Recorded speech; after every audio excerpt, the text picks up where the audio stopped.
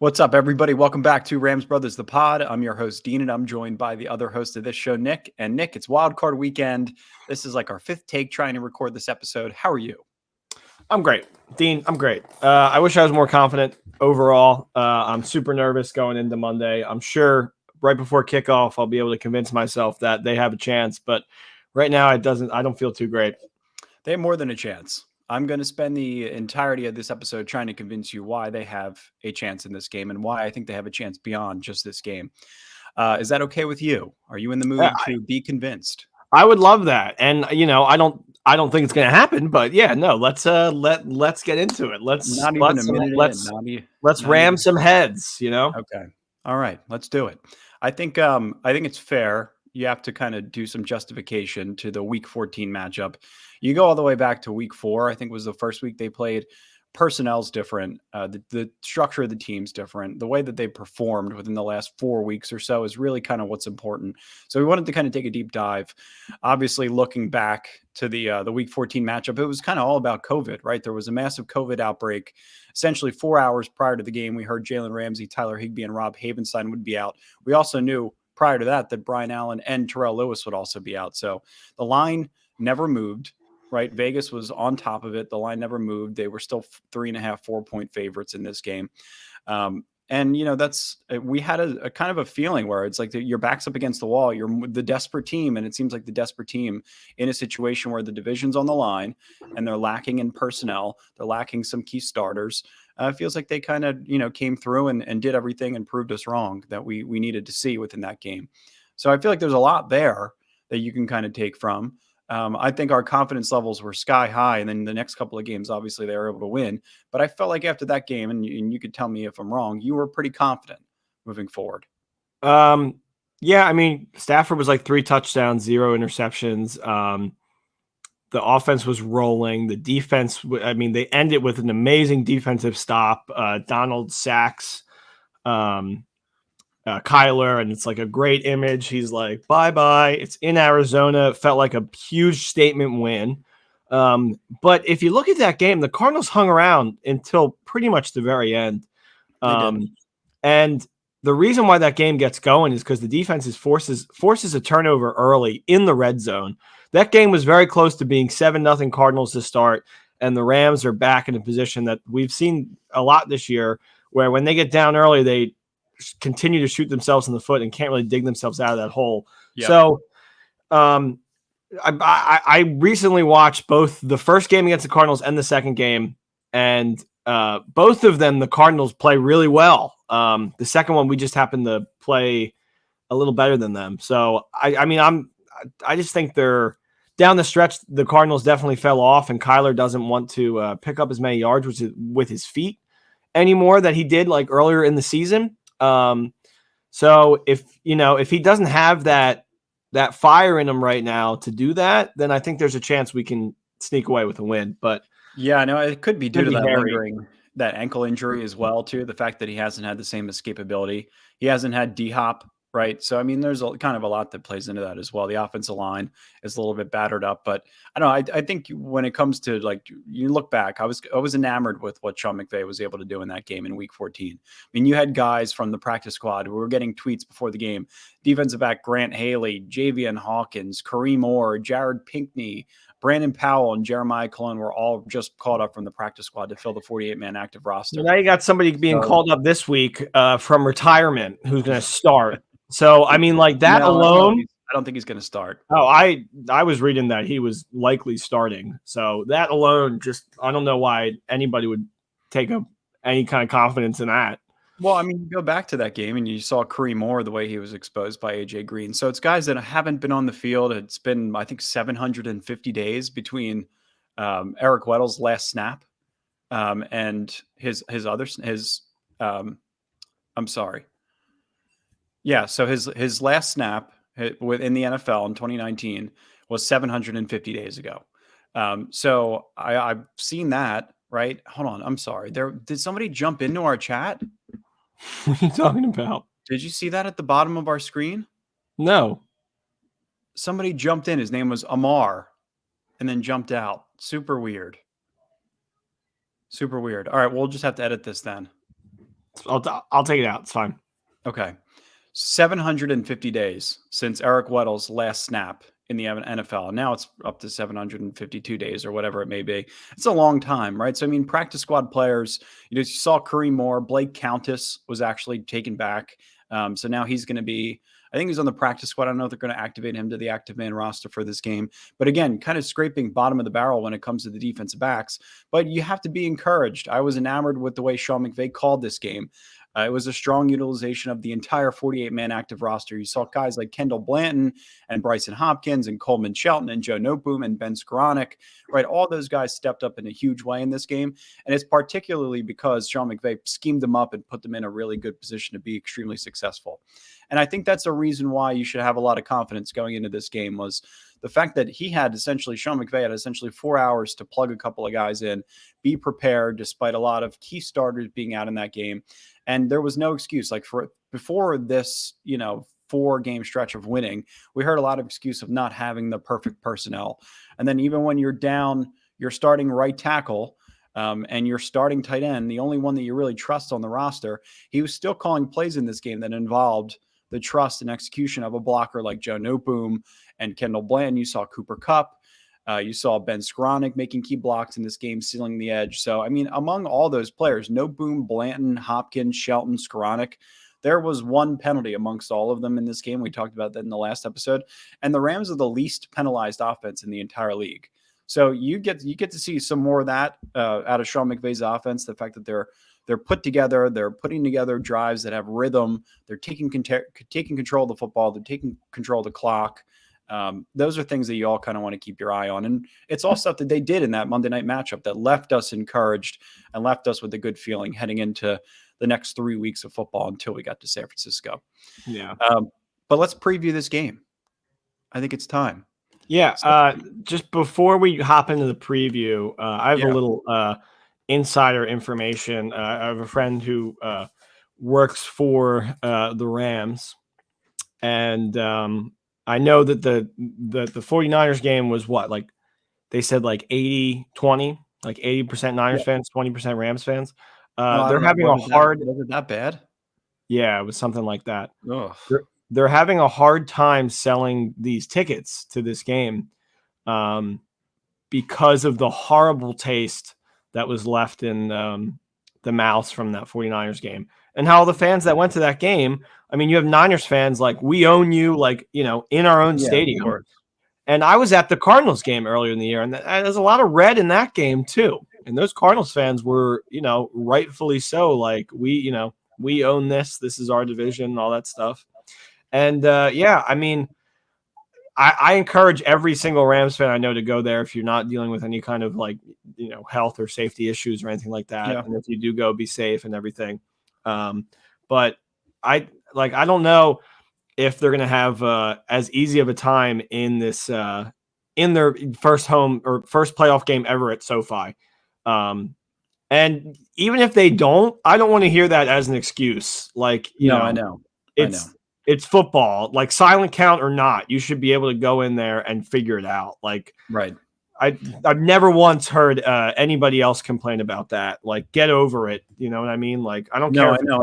And for Kelly Stafford to come on her own podcast and talk about silent counts and have to kind of explain it and dumb it down, it's not something that you want to have to talk about. And it's essentially used as an excuse. But again, I think when you talk about having to pack the stadium and stuff, see StubHub and Ticketmaster, like they're hiking up prices. But I think the entry ticket to get into the stadium is like $100 at this point.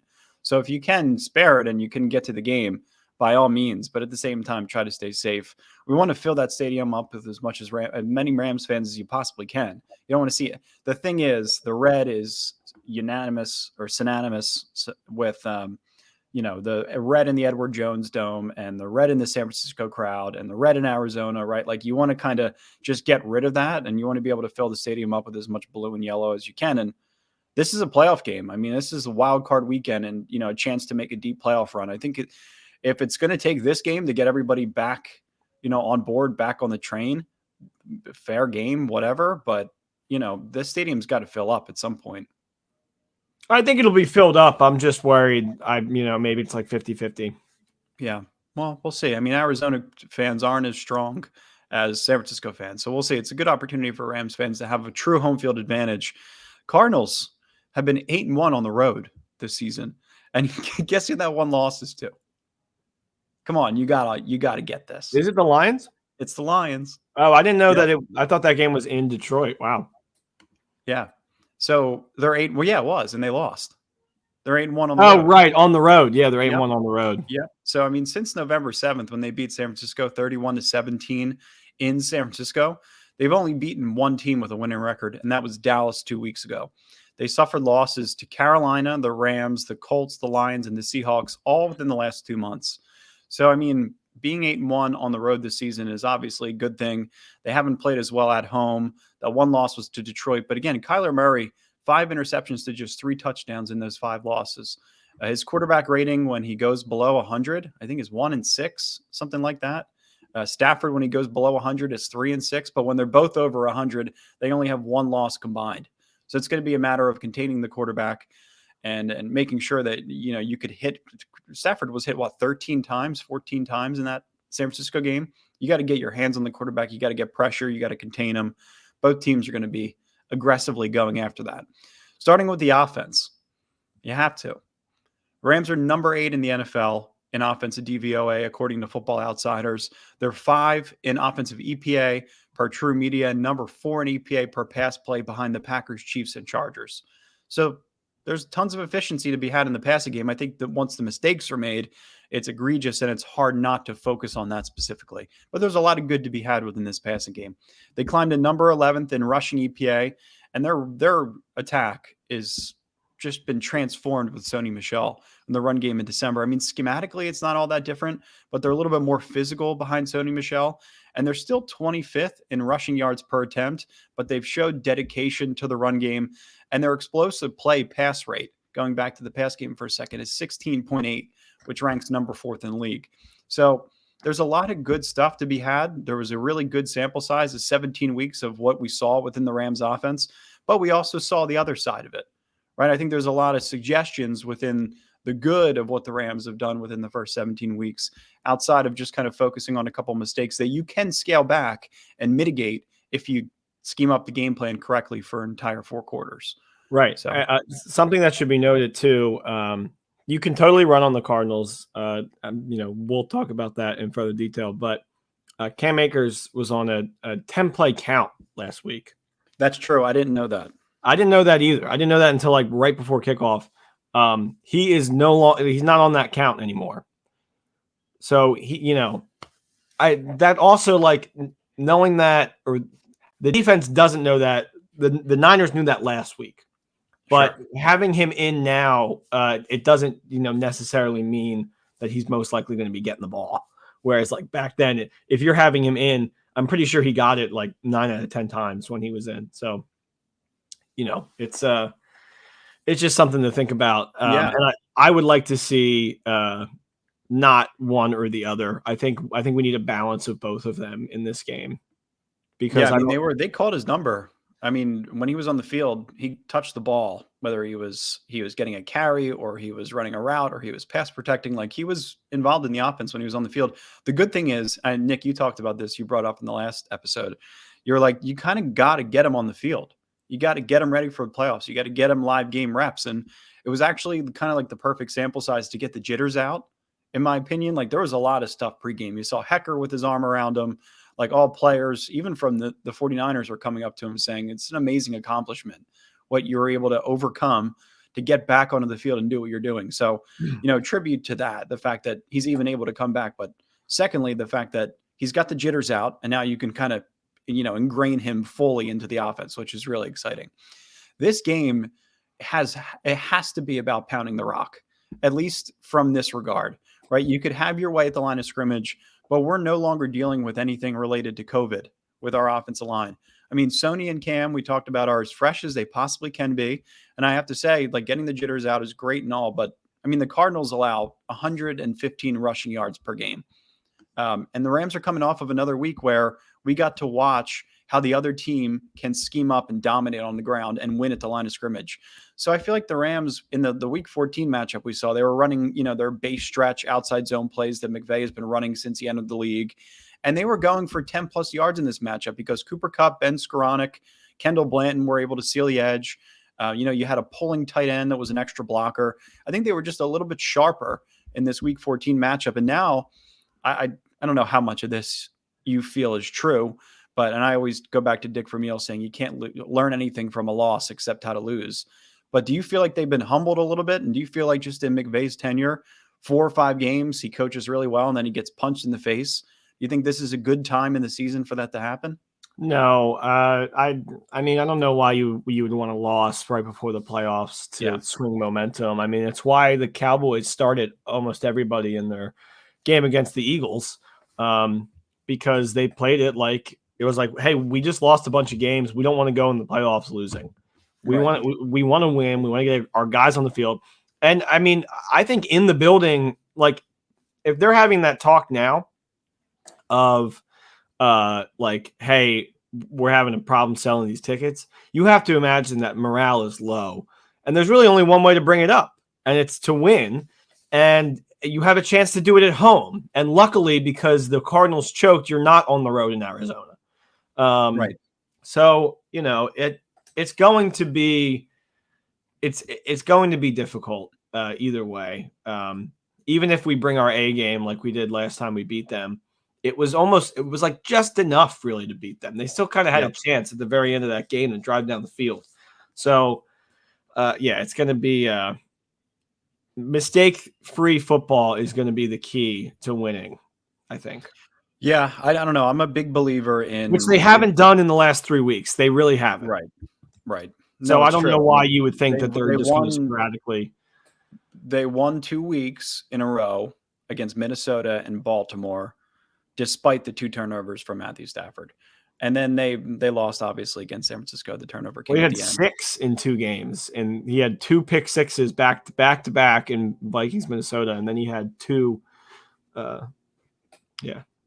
Here's where my convincibility comes in. So the biggest difference. Do we want to talk about the offense and Stafford now? Because I have a whole big thing I want to go into that. Well, hold on. Give me a second first, and then you could jump into it. How long is this big thing? Oh, it's like it'll take me like 3 minutes to get through. Right. So what I saw different within the 2 matchups to how Sean McVay was utilizing Matthew Stafford from an offensive standpoint. Obviously, you saw Stafford in shotgun a ton in Week 4. A lot of times when Stafford's making a mistake, he's in empty. And they're over pursuing on an idea, or they see something in the secondary that they like, and it's just too aggressive. But hardly any play action. They took shots early. And then when the Rams, they weren't really a true run threat yet. They weren't a true threat to beat you on the ground quite yet at that point in the season. Darrell Henderson, I think, had 85 yards or so, but they weren't committed to the run. You fast forward to Week 14. You put Matthew Stafford under center. Their offense was run-centric and predicated off of play action. The outside zone runs that they run with Cooper Kupp, Ben Skoranek, Kendall Blanton, sealing edges, executing inside zone runs with motion, which is stuff you see San Francisco do, right? Sealing the backside, pulling tight ends. That's the stuff that works so well in Week 14. It works so well for them throughout the season, later on in the season when they figured out the run game. And when everything's clicking and you're notoriously known for taking a deep shot at any moment, your play action game opens wide up. He was 7 for 8 in this game out of play action Week 14. The Van Jefferson long touchdown, he threw the ball 65 yards in the air. That was off of play action. So the rhythm of your offense is actually existent when you can develop the run. You can instill play action, and you could really get to work in that regard. So I feel like there's no need to consistently be an empty. I feel like that's where you make your mistake. You can get them under center. You have a lot more options. We talked about the pick play. We just tweeted it on Twitter, or a rub route, whatever you want to call it. Those are all different ways schematically you can get players open in space. You can get Matthew Stafford under center, and you could bunch receivers and run a quick slant. There's so many different things, different looks, and that's McVay's MO, right? He's the master of disguise, the master of complexity at the line of scrimmage, right? You have to be able to. All this misconception is for a reason. It's to be able to execute the play in the end. So I think that's where they're going. I have faith in them to be able to do that and make adjustments based off of stuff that other teams have been able to do to them. And a lot of that comes with Kyle Shanahan. But that quick rhythm passing game that San Francisco has, that is something that every single quarterback dreams of having in their arsenal. Tom Brady has it, right? He's the master of that. So, what were you going to say? What were you going to say on Matthew Stafford? Yeah, I mean, before we touch on the defense, I just wanted to kind of delve into something that Dean and I were talking about, and just about kind of like the podcast and everything in general, right? So I know, most Rams fans are here. They want to say like I'm either like a bandwagon fan, I'm wrong about the trade, or whatever. And if you want positivity, I mean, just look over to the left, right? To my left or my right. Yeah, it's your left. Sorry, because it's not that way. Yeah. Get on with it. But whatever. Like that's what he's for, Like, what's a good show if it doesn't have like a little, tit for tat, like well-constructive arguments, a little witty banter between you and I. And just here's my 8 turnovers in the last 3 games is just my big. That's what I don't know if you can really get past that. Stafford's been in the league since 2009, since I was in middle school. And, people were like, oh, Goff is absolutely who he is. That's why we have to get rid of him. He's completely developed. Stafford's been here forever, and this is who he is. He leads the league in interceptions. It's more interceptions by any of the rookies this year, like by a long shot. Mm-hmm. And if you look at it's just this trade is going to I was listening to Ben Simmons today on the way to work, and he inspired me to write this because he was like, this could go down as the worst trade in history if they lose this playoff game and they don't do anything next year. Just look at the facts, right? Goff at the end of the season dealt with a lot of adversity with a rebuilding team, was actually able to beat 2 playoff teams and tie another one. And because of the tie, he actually has a better record against playoff teams than the Rams do. Can you believe that? No, I can. But Goff's Lions had a better record against playoff teams than Stafford's Rams did because of that tie. Do I think Stafford is better than Goff? Look, straight up, no, I do not. Do I think we lost the trade? Time will tell. But right now, I'm leaning towards yes. I don't think Stafford and McVay worked together as well as we all hoped. He kind of like it. It's a lot of experiment. I don't know how you say that. Broken records in touchdowns, completion percentage, completions. I don't care. Like all that touchdowns and records and all yards, that. Like obviously, you broke every single season Rams record. Obviously, it doesn't mean nothing because you got to where you are. You're a 4 seed, great, but you got this guy to push you over the edge, right? And if you enter this week and you lose, and you're worse than where you were last year. Look, I know you lost some pieces and everything. The whole season's been a gamble. The whole season's been no, I know. But how can you say it's a good trade if you lose round 1 of the playoffs? I just don't know. You can't. But I mean, like that's the thing. And of course, you could sit here and predict the fact that it could potentially go down as the worst trade ever. You could also be on Twitter and say that I don't think the Rams are going to win the division back in August, and then they come out and win the division in January. Right. That's just kind of how the game works. But I think at the same time, you can't let your emotions kind of like take over, right? So from this regard, I don't think they are. I mean, but I'm saying the emotions behind the trade, straight up, it's Stafford and 2. I had this whole thing, and I don't interrupt you when you're doing your thing. No, but I don't think this. This is now controlling the podcast, right? It's like the only thing that can be talked about. And I think that there's much more. Well, I think it's fair to talk about it. I think it adds to what we're doing here. I agree, but I don't think it deserves like a full monologue. You know what I mean? I think leading into the first playoff game, I think it should be talked about. Fair. But I don't think there's any reason to bring up Goff. I think if you're talking about Goff, you could talk about how I'm talking about the trade. Their statistics were identical in 2018. The one guy was able to take us to a Super Bowl with a good running game, with a good offensive line, with a good defense. The other guy should be able to do the same thing. That's it. I will be agreeing with you. I'm not here just for positivity. I will be on the exact same page with you and agree that it will go down as a terrible, terrible trade if they don't win this game.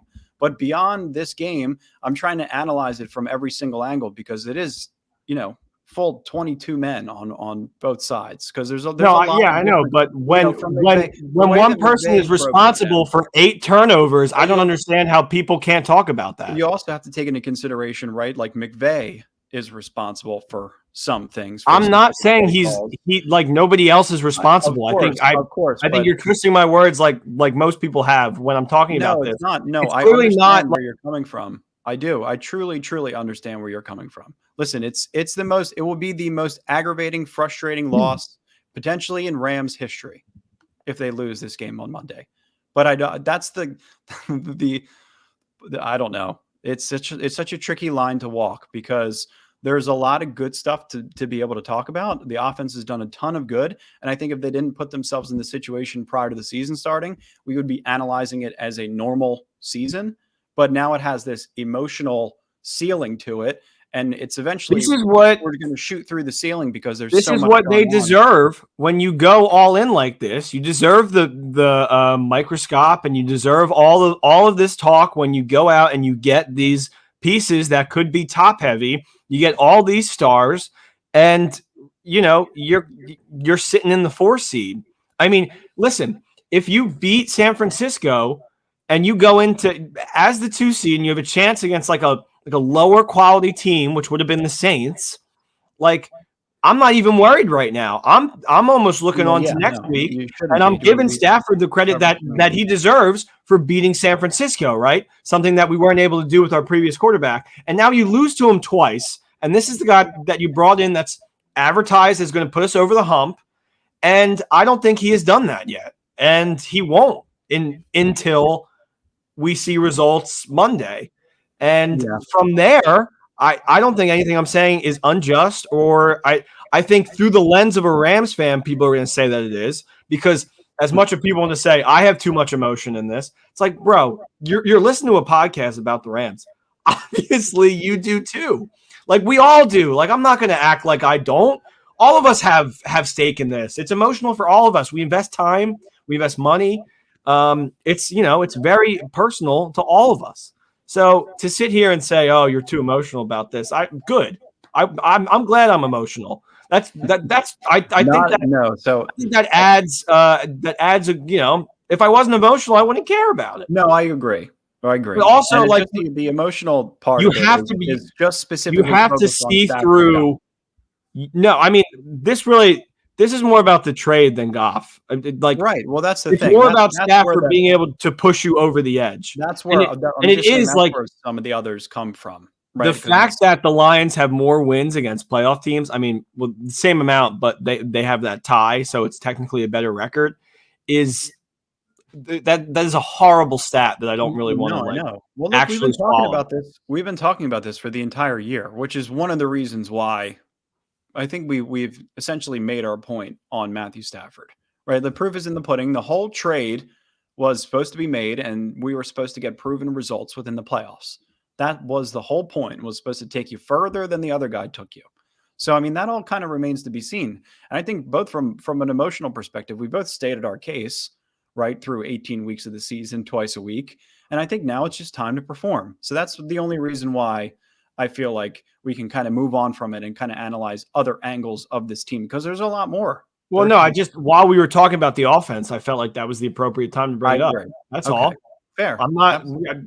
I wasn't just like sitting here just like when can I ruin what Dean's talking about? No, I know, but the fair point is to your argument is that there are people that do. I said this on the last podcast. I probably said it before that. There are many people that feel the exact same way that you do when it comes to Matthew Stafford. They feel like he is what he is and he won't get over the top. There's also a massive group of fans that take it very near and dear to their heart when their quarterback, QB1, sets a bunch of records. And they're personally offended when people say he can't get over the top because they haven't seen it yet for themselves. And then they're going to look like a big ass when he does come out and win 2-3 playoff games, right? So there's two I'm there's two I'm ready conflicting to look sides. like an ass over here. No, but I don't want to no, like. I'm not saying you No, specifically. no, I'm I just know. But saying that's I'm just saying. Like, I'm sure all those people like me and the other Rams fans that feel the way I do are ready to eat our words. But he like he can't. He hasn't been able to like break that barrier and shut us up yet all season. well, that's what the playoffs are for. Yeah. Yeah, and it's the perfect opportunity to scheme up your receivers in short yardage areas and let them work after the catch. It's the perfect opportunity to get Cooper Kupp 125 yards again. In this last game when they played the Cardinals, Van Jefferson, Cooper Kupp, and Odell Beckham Jr. all scored a touchdown. I believe that was the only game this season that has happened. And Van Jefferson, I think, is dealing with a shoulder injury. So the health of him is going to be extremely important moving forward. I think he was downgraded to limited today in practice. So he's most likely going to play. But again, you want to be able to do things in this game the way that they incorporated it in week 14, finding a bunching receivers at the line of scrimmage, and then exploiting zones or vacancies in the middle of the field. Like that's how you get Matthew Stafford on track. And that's how Matthew Stafford fits my narrative. If Sean McVay calls a good game and can develop a short rhythm passing game and run the ball consistently and make the right call on 3rd and inches, right? Now then the Matthew Stafford trade fits my narrative because I want him to perform and win multiple playoff games, as do you at the same time. But I think the trade was made for the purpose of that. And I think that's going to inevitably be the result. Well, if that's not the case, I think it's going to hurt. I will believe that the trade is a failure unless you get to the NFC Championship game, honestly, because look at the last 2 years. They were like a playoff team that was contending, right? Yep. And like, why give away all those assets? And they don't look at them like assets, though. That's the thing. They look at a 1st-round pick no more than they look at it as a 3rd-round pick, as a 4th-round pick, and they get to pay them less. You could bring in a proven commodity as a veteran, right? They've kind of like essentially rewrote the script on how to be a GM. Yeah, but look, like rewrite the script all you want. You're not going to sell it. Well, you know what I mean? That's why I've talked to like the Billy Bean theory and everything earlier on in the season. If it works to perfection, it will be something that's replicated. If it works to failure, it will be something that is thrown in the trash. Exactly. And right now, I mean, like it's flux. It's in the air. We do not know if it will work or not. We cannot. There's also a good, compelling argument to say that it kind of already has. With the way that they've drafted and developed players in later rounds. I disagree because you're so top heavy. And if you look at this team in like 3-4 years, you're going to have all these guys and you're going to be like, we can't pay all of them. And now we have no young talent and we're old. And it's like, if it doesn't happen in that window, it's going to be seen as a failure. Right. You're kind of constantly improvising and reconstructing the roster and all that stuff. All right. Well, I haven't convinced you in the first half hour of this episode that the Rams are going to win the game, clearly. No, so you have not. I will position over to the defense. So I guess really kind of my synopsis with the offense is if Sean McVay can call the same kind of game that he called in week 14, Matthew Stafford's going to have 125 rating and 3 touchdowns, and Cam Akers and Sony Michel run for 100 yards, and the defense will pitch a good game. So we shall see. The defense, though, we wanted to just kind of look at the defense, right? Because, I mean, there's a lot of talk this season how in comparison to Brandon Staley, how they've panned out just, in terms of explosive plays, how they're faring against the run. They finished the regular season 5th in defensive DVOA, according to Football Outsiders. They're 3rd in sacks with 50. They're number 6 in total pressures with 223, which is a big number. You want to be top 10, top 5 in pressures, and tied for number 3 in interceptions with 19. They've also given up 117 explosive plays. So that's qualified as a passing play for 16 plus yards or a running play of 12 plus yards. So that's one season after giving up a league low 82 explosive plays in 16 games. So 2 things there, partially due to the loss of Troy Hill and John Johnson, which, I mean, we kind of overlooked it. We kind of wrote it off. We figured, there would be some other players that can kind of come in, fill the void. Jordan Fuller's developing. Dante Dion looks nice in the nickel. But it's been difficult. Their secondary depth isn't really there anymore. I mean, both Rapp and Fuller are going to be out this week. We're going to be dependent on Jalen Ramsey, Darius Williams, Dante Dion, Nick Scott, Terrell Burgess, and then some combination of David Long Jr., potentially Eric Weddle, potentially Blake Countess, Robert Rochelle, if he's deemed healthy enough to play, as a chest injury. But it's not an improved unit by any means year to year. So you can kind of hang your hat on the fact that that's kind of where the explosive plays are being diagnosed.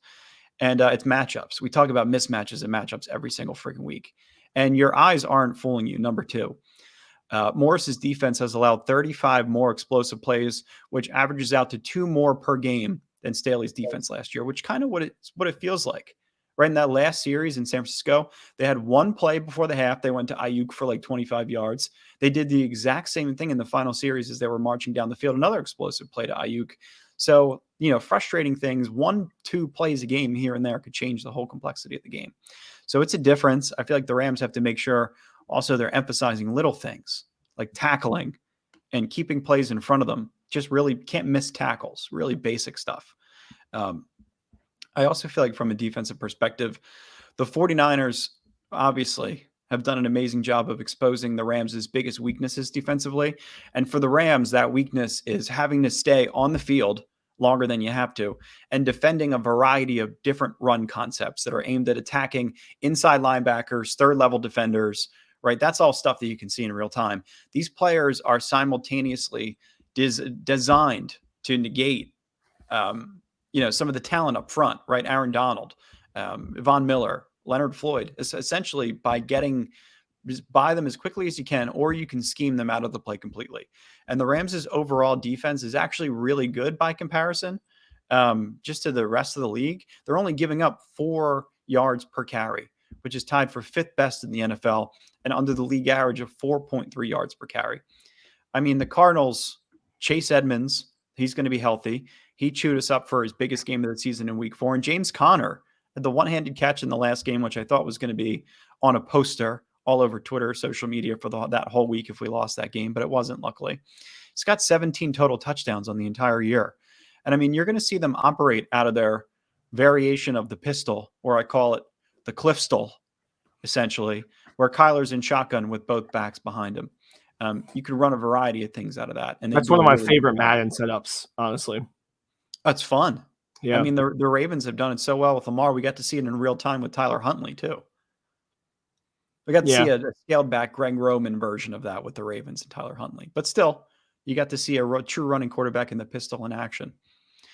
I'm expecting a little bit of wildcat, rather, from this team.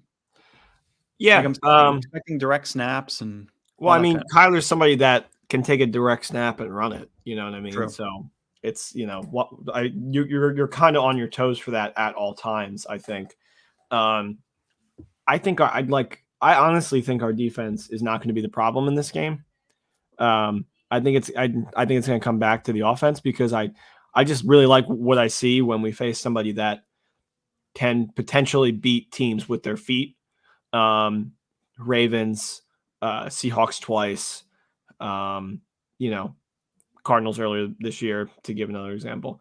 And that first Cardinal game, they were just so hot at the time, and we were not stopping them. So, I really like what I saw last week too. Von Miller should have had that game-ending sack. You know what I mean? But that should have ended the game. Yeah. Then McVay wants to just run 3 conservative plays. It's so weird what he chooses to be conservative on and not. Mm-hmm. You know what I mean? Because it's just like I don't know. I guess you don't want him to be like Staley. Analogy was good. Yeah, I guess you don't want him to be like Staley, where it's just like no matter what, he's going to double down for everything. So it's just weird how he picks what to be conservative on. Yeah, I mean, that's the thing with the offense. I mean, and I just think he gets outsmarted sometimes when it comes to Kyle Shanahan, or he outthinks himself, rather. Yeah. He's just trying to be too smart. No, I think Shanahan outsmarts him. I think he knows him really well, and he knows what he likes to do. Well, yeah, and if you go back and watch the tape, some of the plays that worked really well in third and manageable situations for the Rams in previous weeks, the Niners had schemed it out and sniffed it right out, and were on top of it. I think Cliff Kingsbury, in the month of December, in his career, is not very good. And Kyler Murray has never played in a playoff game.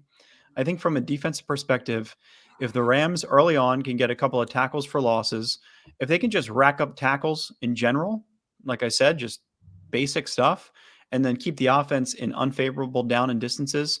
And like in the second and third level, if you can limit explosive plays, if you can make those tackles, there's an extreme emphasis this week, I think, just in terms of wrapping up in practice.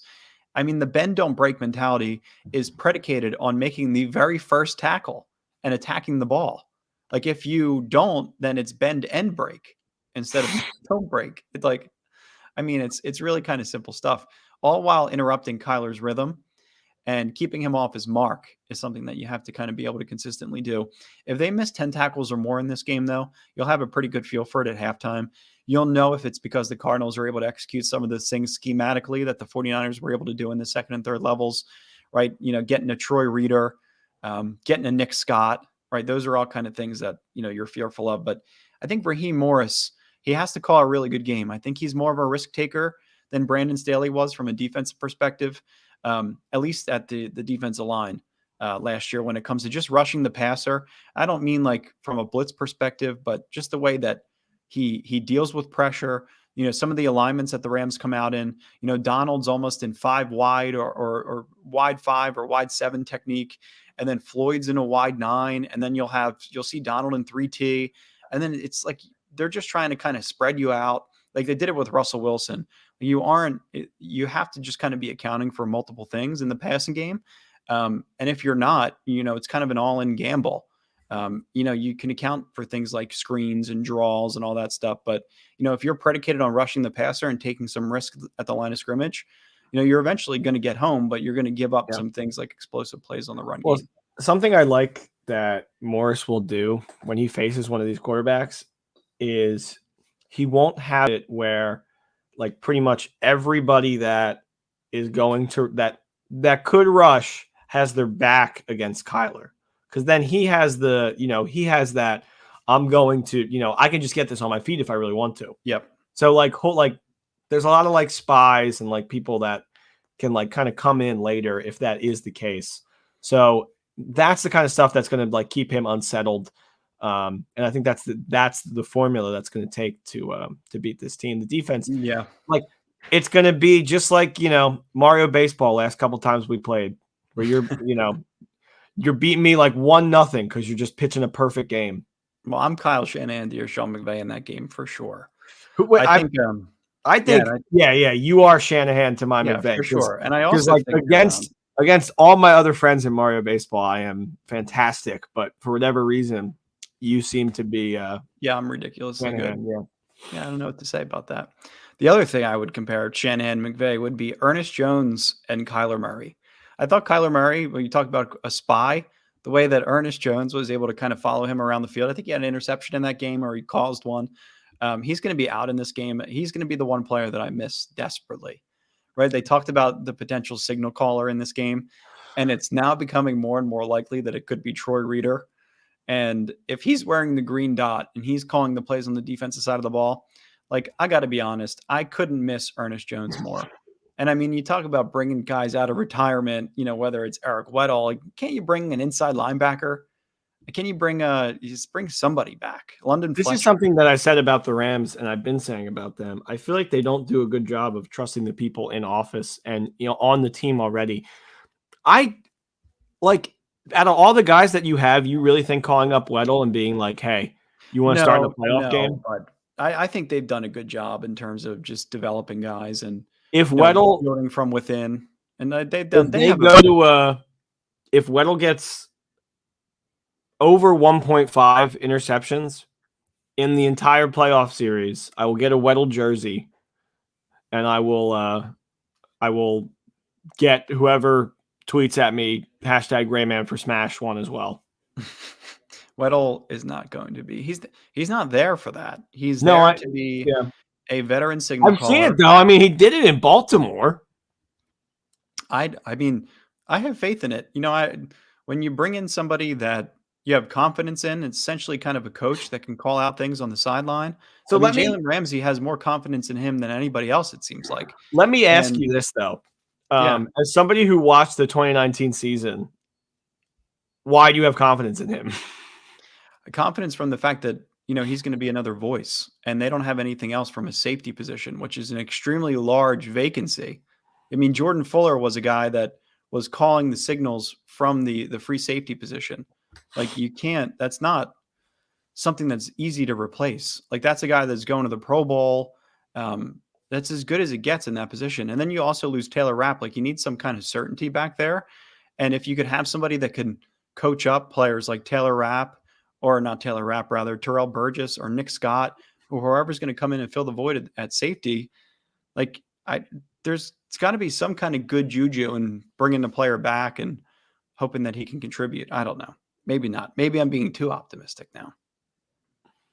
I just don't want. They can win this game. I know that they can win this game. I've seen them win this game. I'm just worried. And when I worry, I try to justify why I worry. And there's plenty of reasons to worry. Sure. I think I felt the same way going into the game Monday night, though, in week 14, which is kind of like my justification. I thought for sure they were losing that one against the Cardinals. I mean, yeah, of course you did. I mean, they had their Jalen Ramsey was out. You're missing your right tackle. You're missing your tight end. All those players are back in action this week. You have to look at the defensive backs. I mean, that's where, if you're allowing explosive plays in the secondary, if Kyler's able to chew you up, I think the one thing, Kyler, he's going to be excited in his first playoff game. Just like Matthew Stafford, he's going to want to take shots early on in this game. They're going to be excited. So I think him feeling like he's got an edge on the secondary, if you can tell guys early on, Eric Weddle's in somebody's ear, hey, cheat on this play. Here's the call on this play. Here's the last second adjustment on this play. It could lead to a last second pass breakup or an interception that changes the tide. Similar to the way it happened in week 14, where they were driving and somebody got in somebody's ear. And I think it was Traven Howard or Ernest Jones who deflected the pass. And I think it was Jones, yeah. And that's what happens. So, I mean, it's just a little adjustment here, there. You saw the one play that Jimmy Garoppolo made in the San Francisco game where I think it was one of the biggest throws in the game. I think it was in the fourth quarter. And it was down the sideline where Ramsey had fully laid out. They showed the replay where he was like an inch. Oh, yeah. The pass. I mean, that's one's – if Weddle's on the sideline and Ramsey's on the sideline closest to him, if Weddle just says back up a half step, it could give him the edge to break up the pass. So, I mean, there's little – tiny advantages that I would look to kind of get out of Weddle, not necessarily an on-field thing, but if they can have somebody that's smarter than their current depth and somebody that's going to come in and help these guys, I'm all about it. Whether it's Eric Weddle or it's the Liver King. Liver King? So apparently not everybody knows who Liver King is. No. I don't. Well, that was the picture that we tweeted out. The updated photo of Eric Weddle, the huge guy that looks like a Ninja Turtle. Yeah, that's not Eric Weddle. That's Liver King on Instagram. Liver King. So, yeah, it's going to come down to Liver King. And I just have – I mean, the reason why Jalen Ramsey is not going to call signals is because he's not lined up in the middle of the field, right? I mean, he's all over the place. You got to have somebody who's a Mike linebacker that can call out tendencies or – adjustment changes or assignment changes or anything that's happening at the line of scrimmage or in the backfield. And that guy's going to be Troy Reeder. So this whole episode, 50, however many minutes this will end up being, I've tried to convince you, and I ended it with telling you that Troy Reeder is going to be the signal caller for the defense. So that is a bad job by me. But you know what? I mean, I went into this podcast thinking we're doomed. I definitely feel like they can win this game. Well, I mean, just go back a couple of weeks. And I'm always going to convince myself before kickoff that they have a chance. I mean, that's just how it is. Yeah. Going to ride or die with this team no matter what. I just think some people get a little too sensitive that you can't talk about their team. It's like, bro, I'm on your side. But what's that line from Star Fox? Hey, Einstein, I'm on your side, Falco. Sometimes you just need Falco from Star Fox. He's just like a wisecracking guy who's going to call you on your shit, Way over my head. Yeah. I think the reason why this is happening to both of us with the emotion and the disagreeing and going back and forth is just because it's the way that they laid it out. We don't like each other. Well, that part of it's that, I guess. I'm just kidding. But it's because of the way that this season was laid out. I was talking to Dad last night about it. There will not be this much emotion, this much change. It's one of these seasons where it's the first season in SoFi, first season in another uniform. Like these last 2 years have been more emotional as a Rams fan than any. And it's because the production, the production value they put into their social media and the way that their fans are able to engage with Kevin Demoff and the way the social media works just in general is just evolving the team too. And it's becoming addicting and it's a lot of fun, but it's Well, it's also also time-consuming like and it's a huge investment and you take it personally. huge target on our back when you sign people like Von Miller and Odell and Matthew Stafford Yeah, it to plays come to the in. negative narrative. It's funny because I feel like all the other guys have proven that they are legit besides Stafford. So like all the other guys that they signed, I was like Besides the guy who completely. broke single season records. Yeah, I mean, we played a lot of crap teams this year, and McVay never let his foot off the gas. So I'm not shocked that he would do that. He also had 2 times more red zone attempts than Goff did last year. So he doubled the amount of touchdowns. Yeah, he had twice the amount of attempts too. So Well, he gets them there. do we want to get into Nick's picks real fast before we end the episode? Sure. All right. So welcome back to Nick's picks. I hope there were some people that were listening last week because we had our first perfect week. We went 4-0. I tweeted about it. You retweeted it, which is something I don't do. I usually don't tweet my picks. I like for people to actually listen to the podcast to actually get them. You know what I mean? But we tweeted it. But we tweeted it out, and it didn't get that much love. And I was like, I love these picks. So gambling Twitter is a little bit naive still. I placed them all. I had an amazing year on this podcast with picks. I placed them all, and I even parlayed them. And I had an amazing week last week. And I've just been on a heater.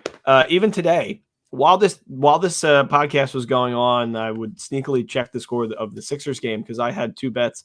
I had Tobias Harris under 17.5 parlayed with Joel Embiid under 25.5. Harris has 17 going into the fourth, and Joel had 23 going into the fourth, right? Oh, yeah. So you're boned, right? They end it with 17 and 25. That's sickening. So I won. And then did they win? Yeah, I took the under on both, and the Sixers won. That's ridiculous. So, congratulations. I'm just saying. You have good. See, this is the good energy that I miss.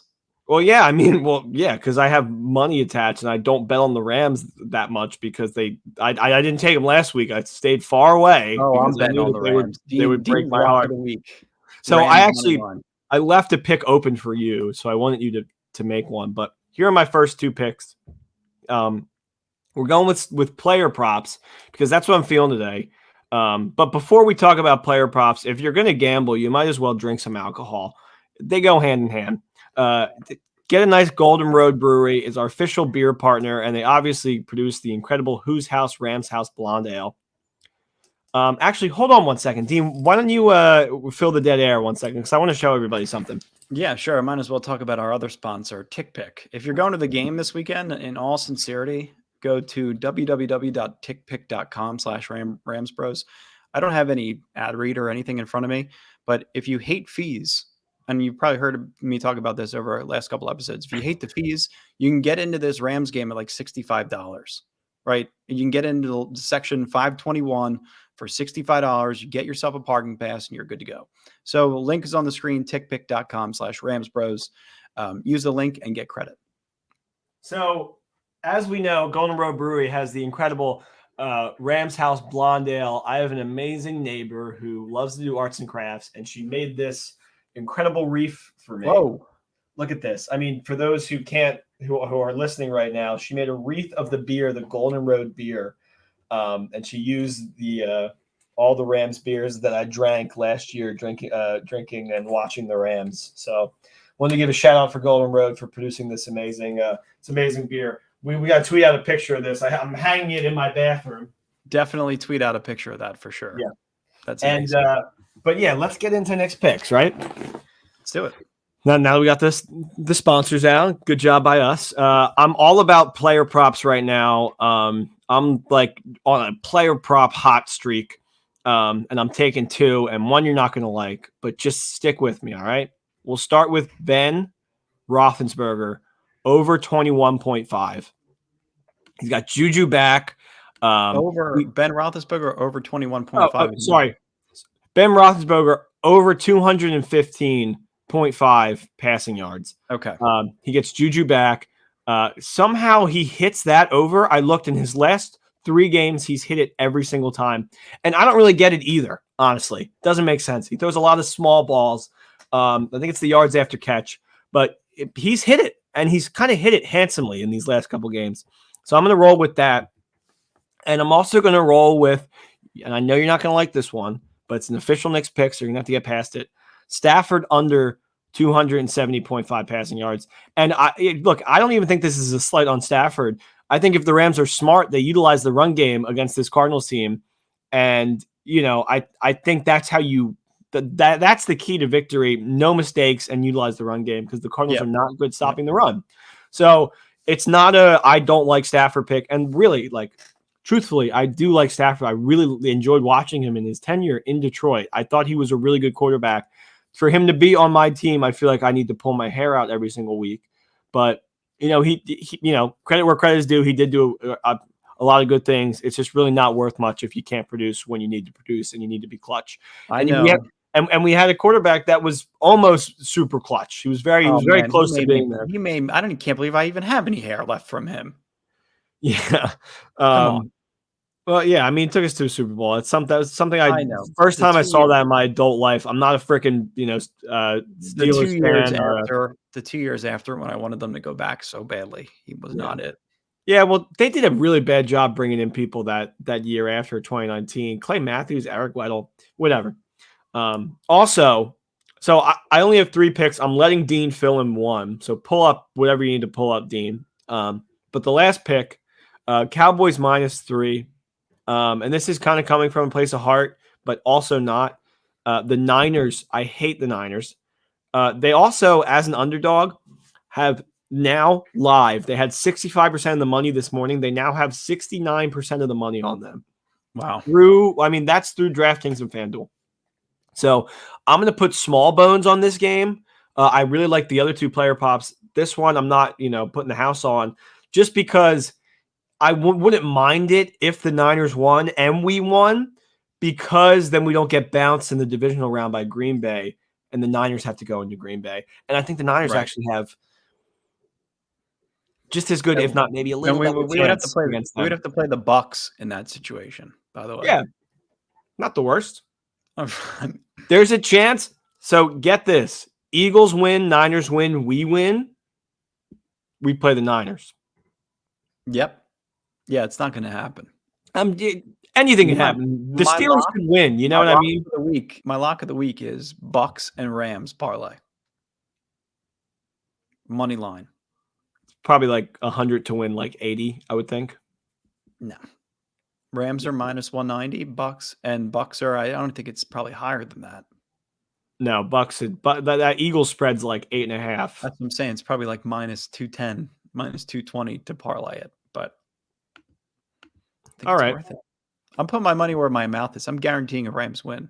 So, oh wow, we got a Dean lock of the week. Guaranteed Rams win. Guaranteed. They are the most desperate team in the wild card round. Yeah, I think you can make an argument that it's the I think they're the most Cardinals. pissed off to be in the wild card round in the situation that they're currently in the seed that they're in. We'll see. The Bucks, meanwhile, tripped into the 2 seed. Yeah, we tripped into a division win, honestly. So, True. I'm not going to fault them. That is a fact. But yeah, great episode. Thanks for listening, everybody. I can't wait to see what this game looks like. I wish we could watch it together. I'm going to be a wreck. We'll be on FaceTime. Oh. Ramley, hang with us. There's more to come. I'm also guaranteeing that. I'm not jinxing shit. I'm guaranteeing that we got more to come. We got more to root for. Also, life goes on regardless. So that's one thing I always try to keep in mind. We'll be here next year and the year after that. So yeah, keep a plan B always, though, just in case. My plan B is I want to get back into golf. So yeah. I'm not talking about golf yet. I'm not ready for golf yet. I need another month of football. Come on. I'm just saying.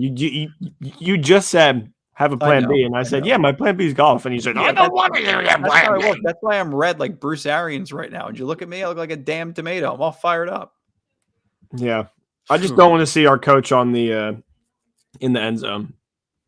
Yeah, I'm okay with it. I'm okay. It was cool. It It was No, cool in I'm actually 2018. not. I'm really not. I just want to see him win and take care of business.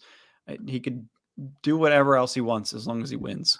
I just You think go for him and the Adam McKay and Matthew Stafford / Will Ferrell McVay comparison, I think, is just really. The more I think about it, the more I love it from last week. It's just two guys that are just so confident in themselves that they can like do no wrong. So hopefully they make a nice, great blockbuster movie together, and we get like the other guys in February, and we get to watch a Super Bowl. But yeah, anything's possible. Anything is possible. I'm good just getting a chance to get there. Of course, at this point, you wanted it to be more, but I'm thankful for the shot. It's not every year you get a shot. It's not every year you get to rep an Aaron Donald jersey and do a podcast, make a fool out of yourself. So Yeah. that's what we do. Let's get a win. Love you, bro. Please. Peace. Peace.